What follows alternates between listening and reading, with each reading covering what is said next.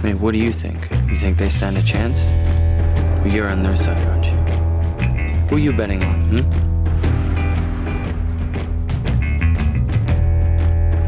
Magic mirror on the wall. Who is the fairest one of all?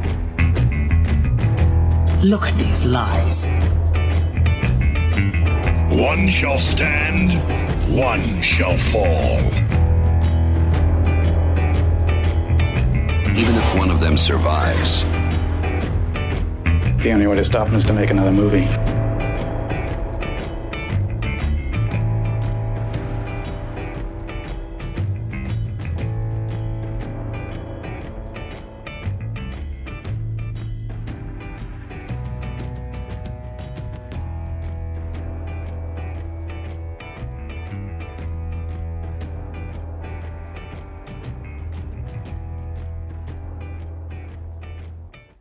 Welcome to the Celluloid Mirror. My name is Sean Mannion, and I'm a host. And this is another host. Say hello, other host. Hey, I'm another host. My name is Nicole. We're here. We're talking. We are indeed here and talking. We're on YouTube. We're live on the YouTubers. We're worldwide. Well, who knows? Maybe they restrict us to just like the Cayman Islands or something. Wouldn't that be fun?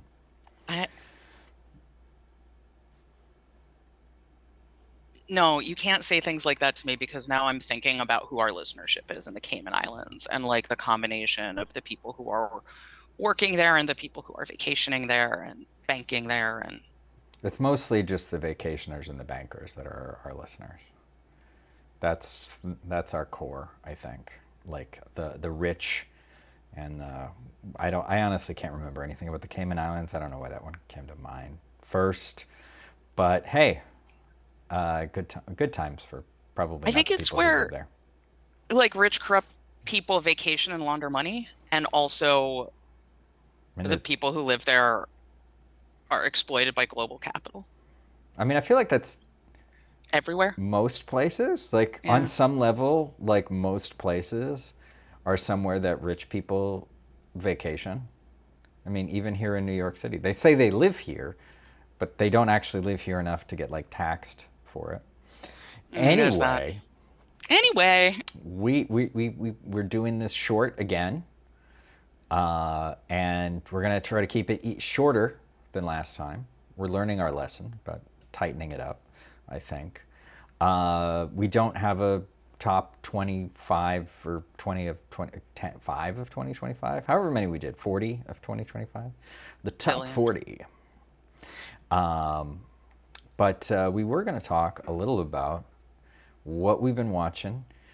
We can probably talk, I think inevitably that will lead to talking at least somewhat about what's going on in the world because we can't not. But yeah,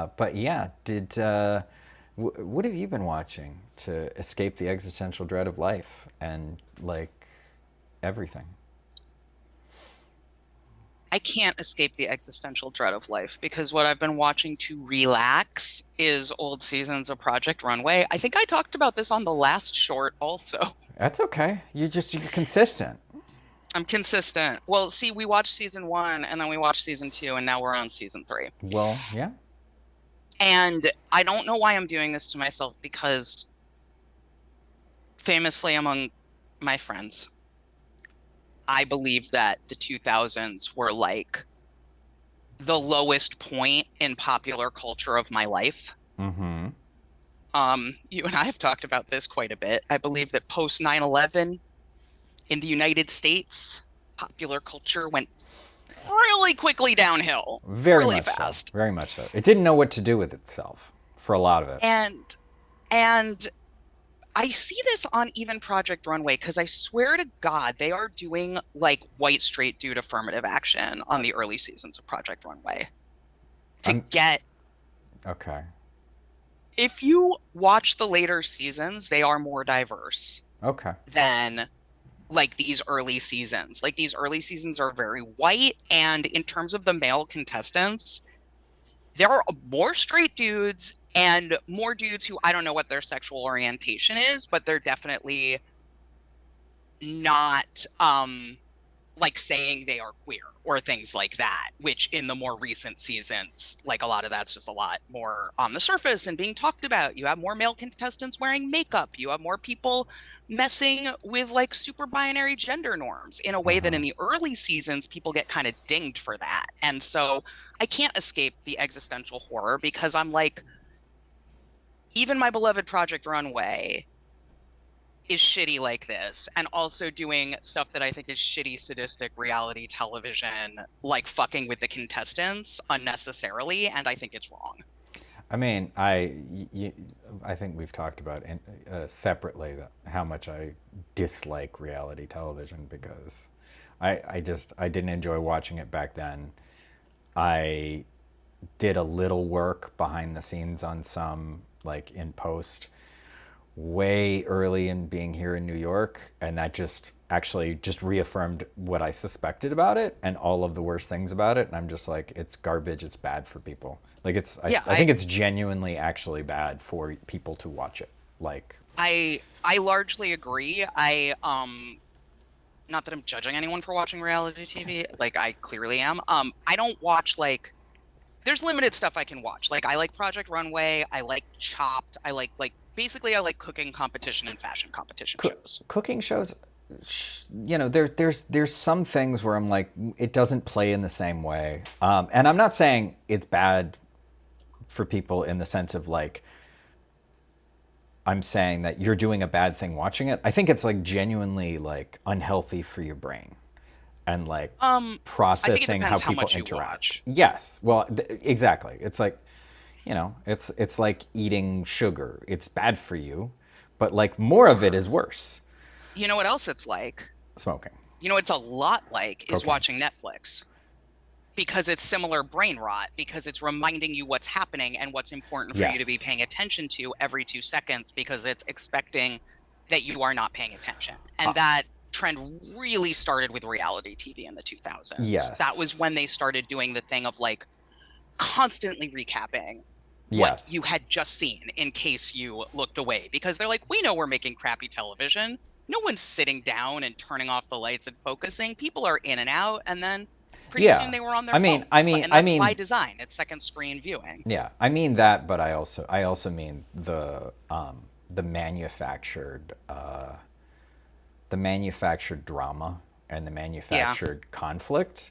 I think is bad for people. Like I think it causes psychological harm. I have no basis for that. I only have a minor in psych. I'm not qualified to claim that at all. That doesn't mean it's going to stop me. Listen, also though, we both have done professional work, whether or not we had the educational qualifications to do so, having to do specifically with trauma and working with traumatized people. I think we know some things about how trauma works, about how PTSD and complex PTSD work. And I think we can look at reality television and see that it often contains the ingredients to traumatize people. Yeah. Like, I feel very comfortable saying that. You can't like deprive people of sleep and pump them full of alcohol, for example. I think that is abusive and it should be illegal. Yeah. That's not even Project Runway. That's just like... That's just a lot of stuff. But yeah, I agree with you. I think it's interesting to revisit this stuff for these reasons. But it's not the total escape I wish it was, because we can't escape because we live in hell. Yeah. And like on a similar note, as far as like things we've been rewatching, I've been rewatching. I think I was also rewatching when we talked last time.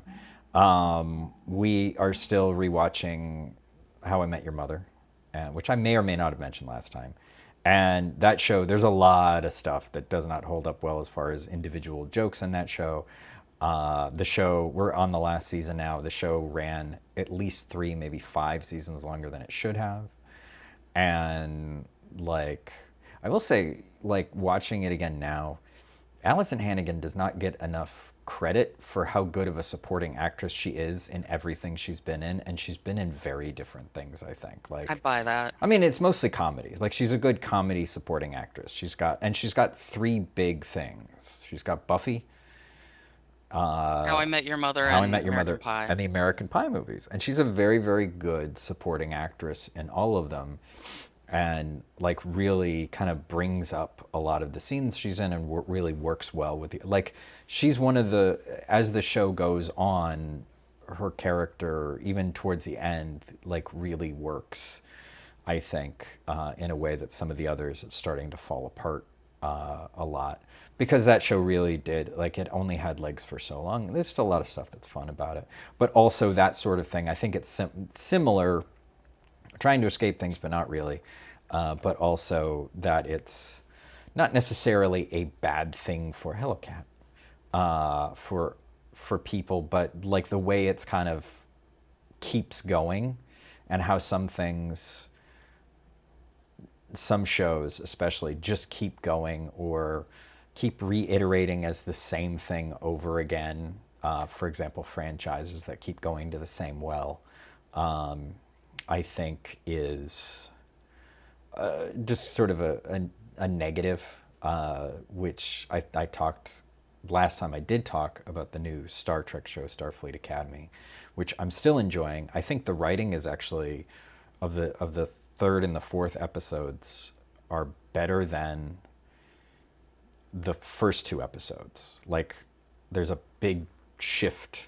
Like they're much more, I wouldn't necessarily say it's like great drama, but the structurally and sort of the flow of the episodes is much cleaner, and feels more complete. And the thing I like about that show, which is the thing that I see when I've heard other people or seen other people complaining about it, there seems to be a good chunk of people who are into the show, is a lot of people, I think, are not super comfortable with how different it is from the other shows in the franchise. And that's one of the things that I actually really, really like about it, is that while I don't like all of what it's doing all the time, I like that I'm like, okay, this isn't the same thing.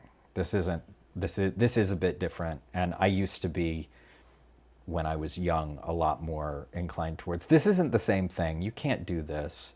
Like, that's not what a Star Trek is. And I'm like, no, it should be able to use that universe and do something different. It's also doing something, or trying to do something, that the franchise hasn't really done since Next Generation, which is it's trying to reestablish its story world, because it takes place so far past the other series, except for Discovery, which kind of started them off.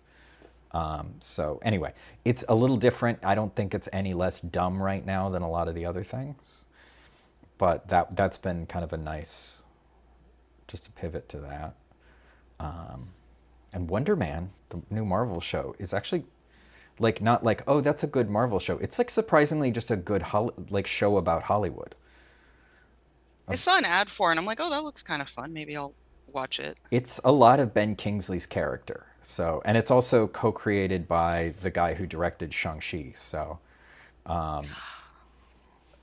it's got a lot of that to it. So, I have a saboteur in yeah. my office. I don't know if you've noticed. I saw this audio that I'm recording. She had some stuff to say. Well, I'm sure. She has some stuff to step on. Maybe this is my news. I have a weighted blanket, and when I put this weighted lap blanket on my lap when I sit at my desk, Glimmer, who some of you were just treated to seeing mostly her butt, she seemed to mostly want to be showing you her butt, but I would take that as a compliment. When cats do that, it's a sign of trust.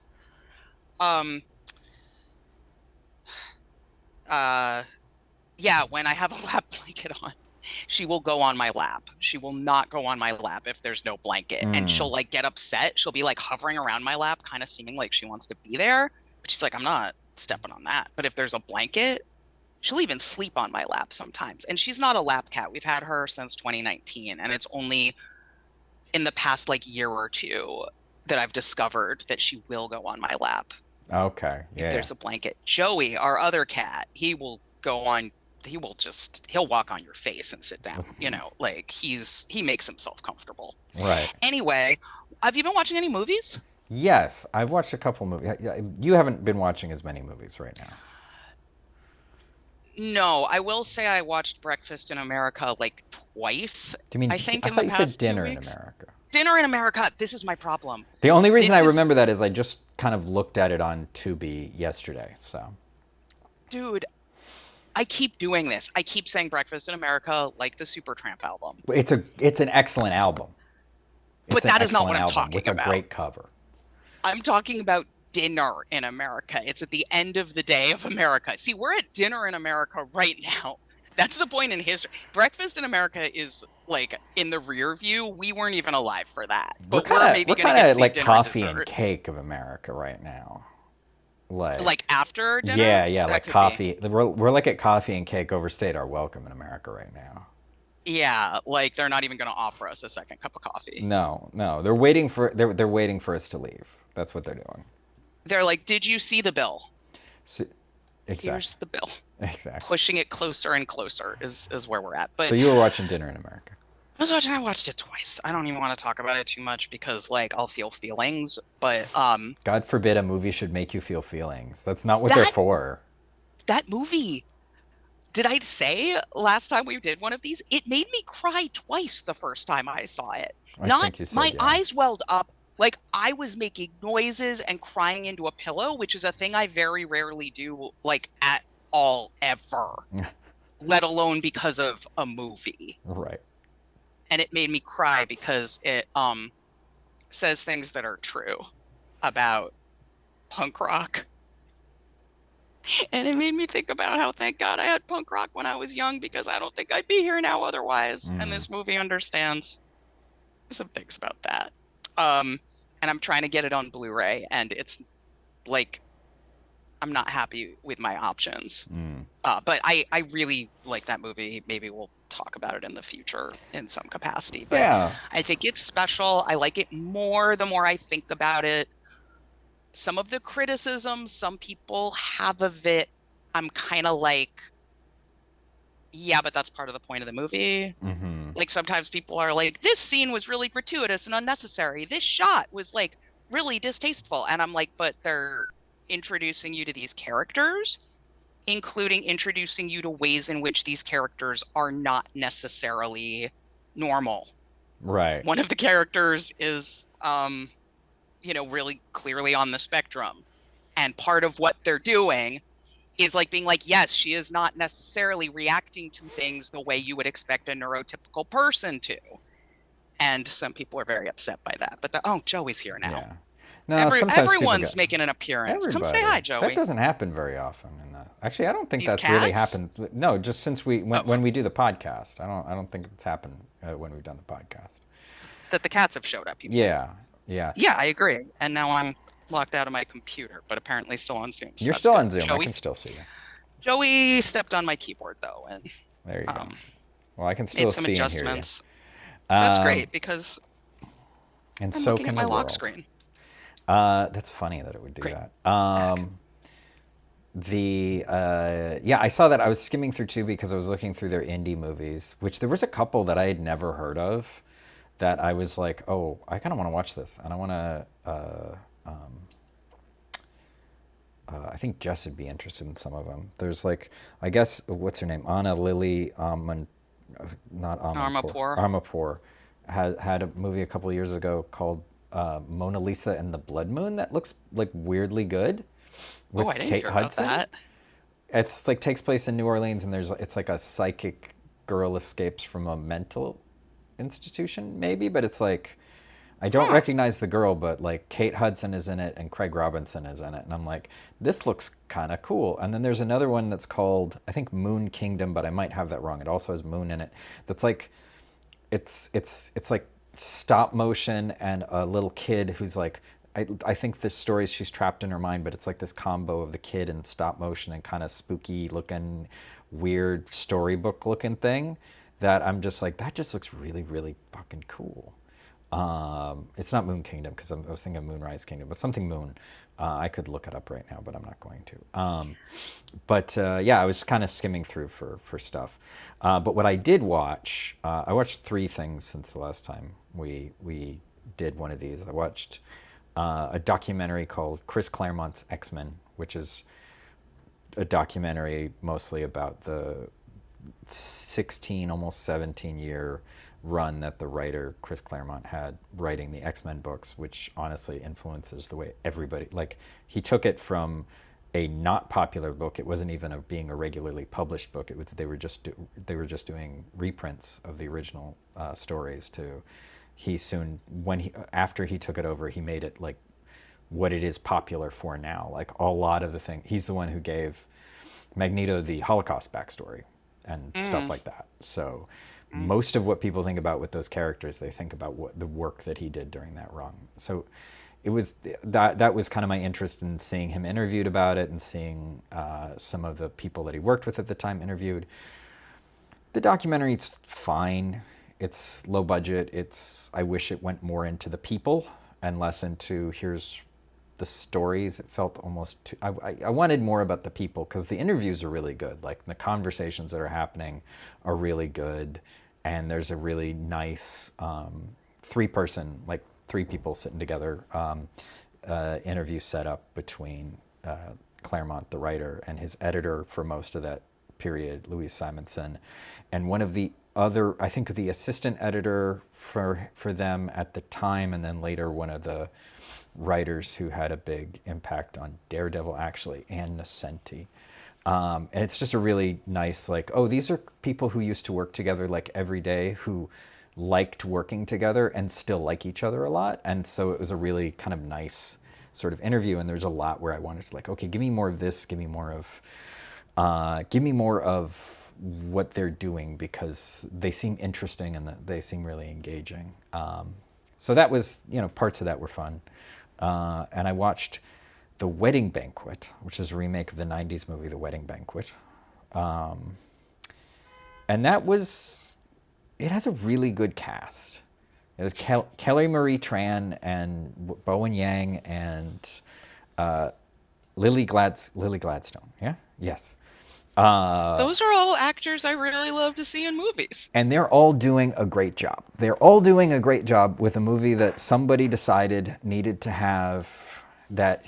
I like indie movies, but one of the features of indie movies I don't love is the really contrived, like, explosive, like, I'm going to tell you all the things that have been, this is this, and I'm going to tell you. It's basically like the writer going like, this is what I should have said about whatever it is that, they never said to whoever they never said it to in those situations. So like, this is what I should have said. And they write their whole monologue, the shower sort of, the shower monologue that you're like, this is what I should have said when that guy was and this movie, I don't love that in general.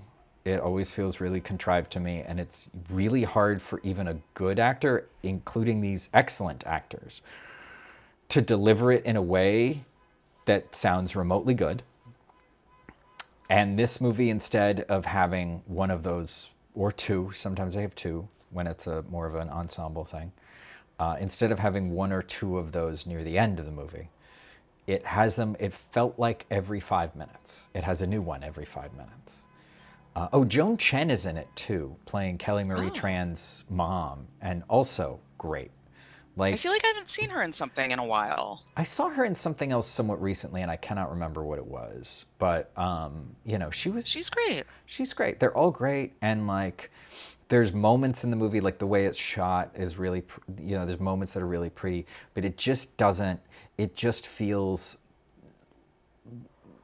like it needed somebody to come in and say, okay, let's write this like how people are. As opposed to like your shower thoughts. I have not seen the original Ang Lee movie. I really liked this director's I'm spacing his name. This director's previous movie, Fire Island, I thought was really fun. It's Andrew Ahn, right? Andrew Ahn, that's it. I hope I'm right about that. I think, that sounds right. And I really liked Fire Island. I didn't like it as much as you did, but I liked it a lot. Like, I thought it was really fun.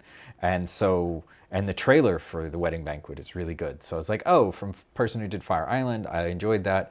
This cast is amazing. This trailer looks really good. The resulting movie, like, my wife and I watched it together. Jess watched it with me, and she was also just kind of like, eh, because she was kind of excited about it at It looked first, good. and like then as it was going, we were both like, okay, like, and the plot is solid, if also sort of contrived, and there's a little bit of it that feels a little of the dynamics feel after I kind of learned, because I didn't realize when we watched it that it was a remake of the 90s movie, but after I learned it was, a lot of the dynamics feel a lot more like, it feels like 90s dynamic, especially 90s like queer queer people in a movie, gay people in a movie, whatever dynamics. Like, it feels more like that than a more modern film does.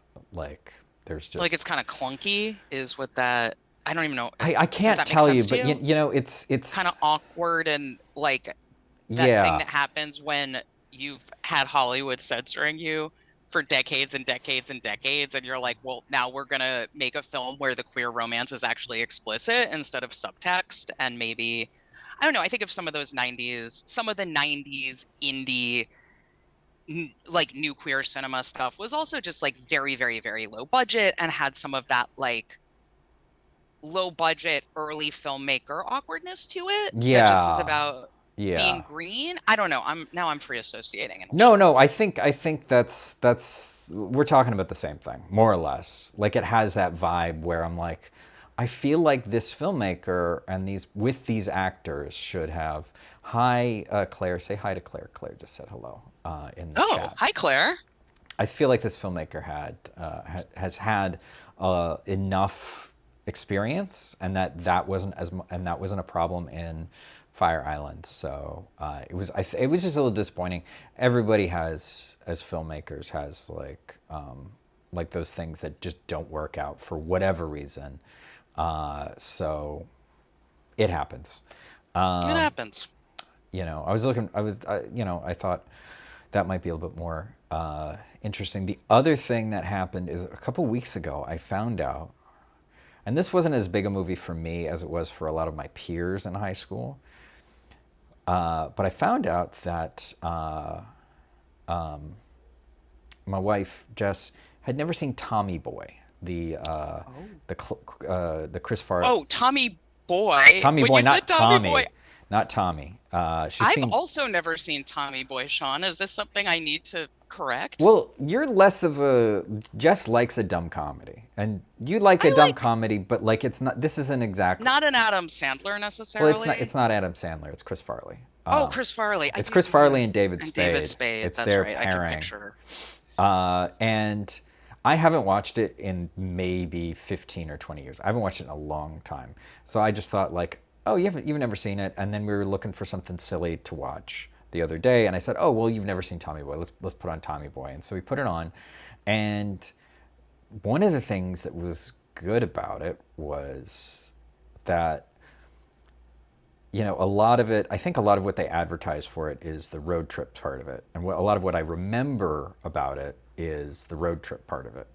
But the road trip part of it's not that big of it. It's basically, the story is that Chris Farley is the son of Brian Denny. Brian Dennehy runs an auto parts manufacturer in a small town in Ohio, and is marrying Bo Derek. And he dies at the wedding.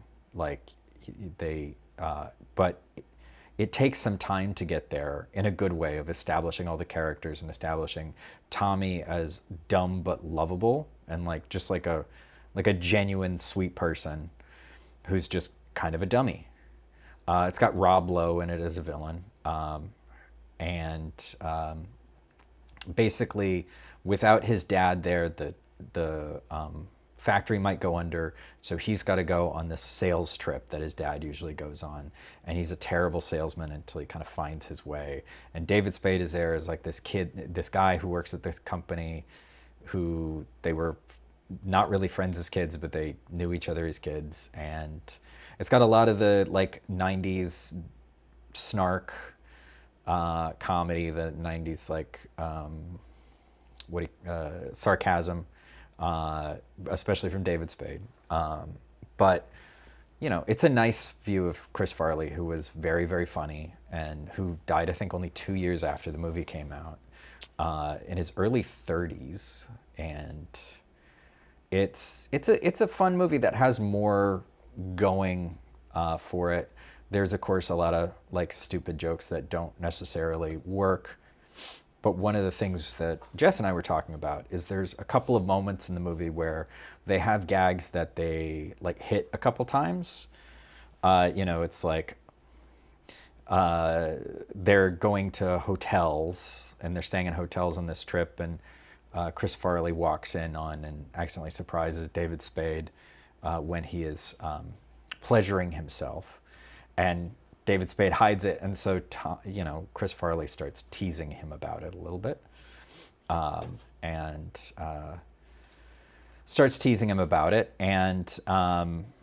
then they tease him about it just once or twice, and then they have like one little thing to button off the scene with it, and then that's it. And it seemed a contrast to today with comedy movies where they shoot it and they do a lot of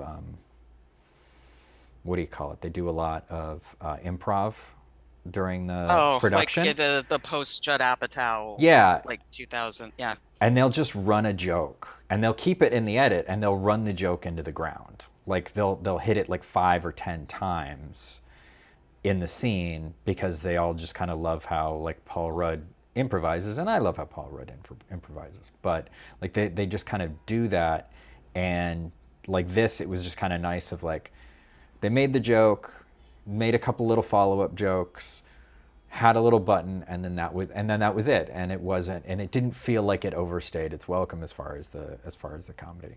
It wasn't like the funniest movie, but it was nice to watch, and Chris Farley was really funny, and it was nice to share this thing that, it wasn't as big for me as it was for other people, my peers when I was a teenager, because it was big for a lot of the folks who graduated when I did, because it came out right before we started high school. So it was like, it was one of those like movies that they watched at that time. I saw it a couple of years later, and it informed a lot with a lot of them. And so, and just hadn't seen it. So it was a nice thing to share. But anyway, those are the things that I've watched.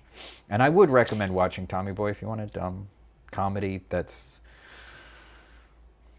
I'm sorry. I'm thinking about David Spade masturbating now. That's you don't all see anything. You've left me with. And I love Chris Farley, but I don't need that in my life. Even if they only bring the joke back 3 times. Like, that's 3 times too many. Well, it's within the scene. They don't bring it back later. You want to know what physical media I've bought? Yeah, tell me your physical media, and then we'll wrap up. Maybe we wrap up because we have jobs other than this. Yeah.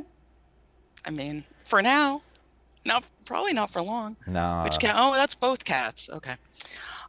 Well, let's say this is Nicole's physical media corner, or maybe it's just the physical media corner, or maybe we'll come up with a cool name for it because physical media. Or it doesn't have to be a thing, and you can just share what you have.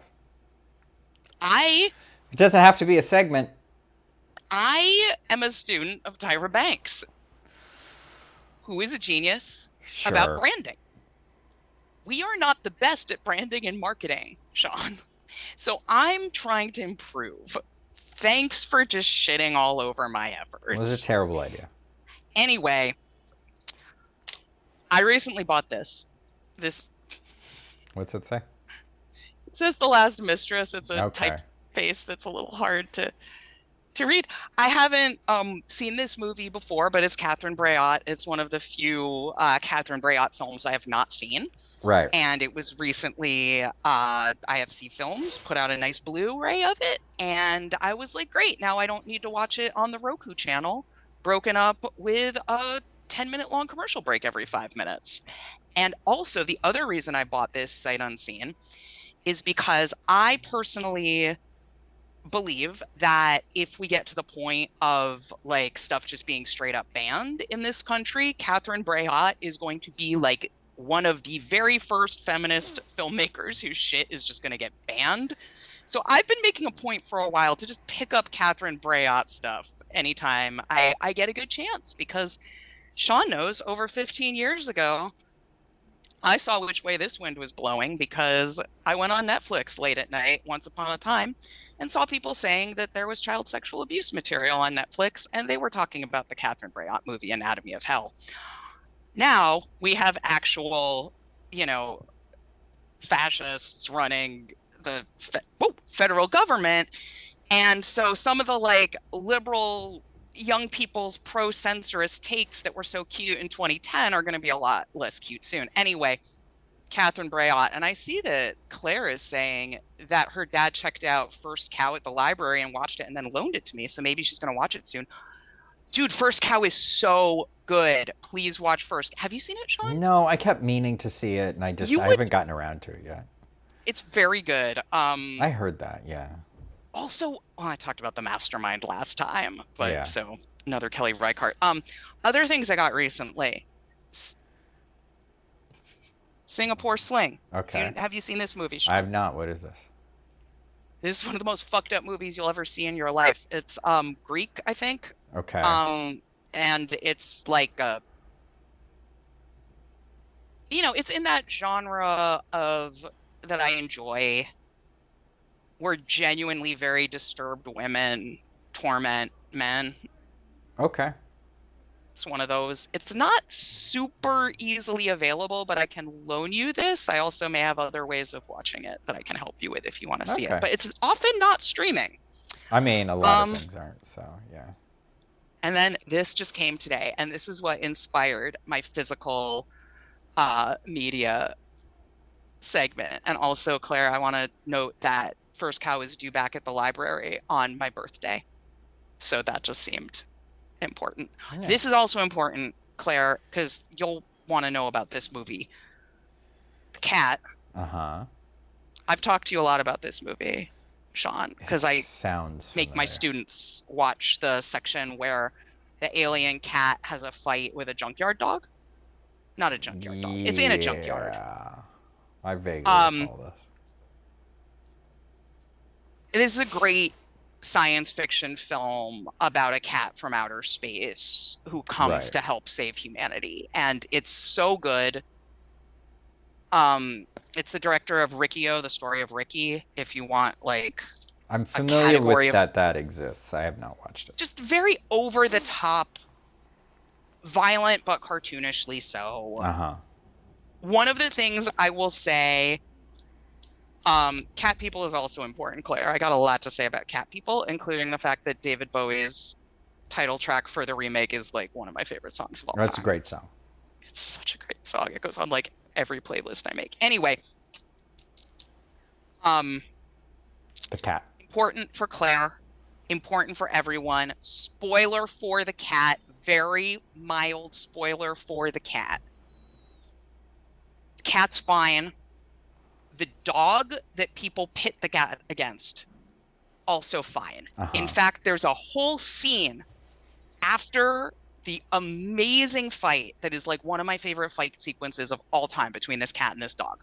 Uh-huh. Where it's like they're switching between actual cats and dogs and puppets and like, all kind. It's and stop motion animation. They make a point after the fight to have a whole scene in the veterinary hospital that establishes that the dog's okay. Okay. The dog does not die. Does the dog die and the cat? No, you're good. People die. The animals are good. And that's The Cat, one of my favorite films. I hope more people see it, and I also hope my Blu-ray player will actually play this disc that I've purchased. Oh, are you worried it's like a Region 2 or something like that? Or so it's not Region 2, Or whatever. but I'm worried it's going to be like one of those Region 3 discs that players can be finicky about. I really just need to buy like an all-region player and different region players. I already have 3 VCRs. Like, what am I? I mean, I think what am I an pretending I'm all-region not a player pack should rat be for? fine. It's weird that they have the different regions. Hopefully that they'll eventually stop doing that. But I fucking hate it. But it's like, the players can be finicky. Sometimes they Yeah. just won't like a disc that's for that's for the correct region. So anytime I get something like this, I'm a little like, yeah. hope it works. But yeah, The Cat. Cool. Wonderful film. You got to go to work. Yeah, I should get going soon here. Any last things? We'll probably do this again pretty soon. I'm realizing the reason the cats kept coming to visit is probably because Sean's not here, because Sean was getting to be a witness to history. And by the time this episode airs, I mean, for those who aren't live streaming, everyone will know that the death penalty is off the table for Luigi Mangione. So that's what's on my mind now. We could celebrate that. That's a good thing. Because fuck the death penalty. It's not a good thing. It's not. So, yet. Anyway. We'll be back at some point, probably on a Friday. Yeah. Get some more about some bullshit. Probably soon, and we'll probably we're discussing ideas for another long episode again, a full episode. We have ideas. Hearing more of us. Yes. All right. So, with that, let's say goodbye. Goodbye. Bye, friends. Goodbye. Goodbye. The Celluloid Mirror is a production of 4 Mile Circus and is hosted by Sean Mannion and Nicole Solomon. Learn more at 4milecircus.com. To keep up with the next episode, make sure to subscribe and click that button to get reminders. You can also join our Patreon at patreon.com/4milecircus. All the links are below. Our opening and closing music is Twisted by Kevin MacLeod. You can find his music at incompetech.com.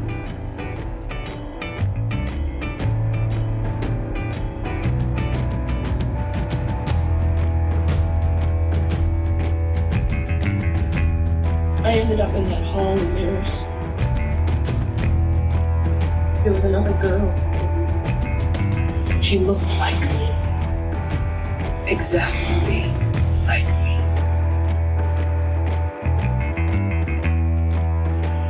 Can you come with me in my dreams? That'll do, baby. What happens when the story dies? The evil is set free.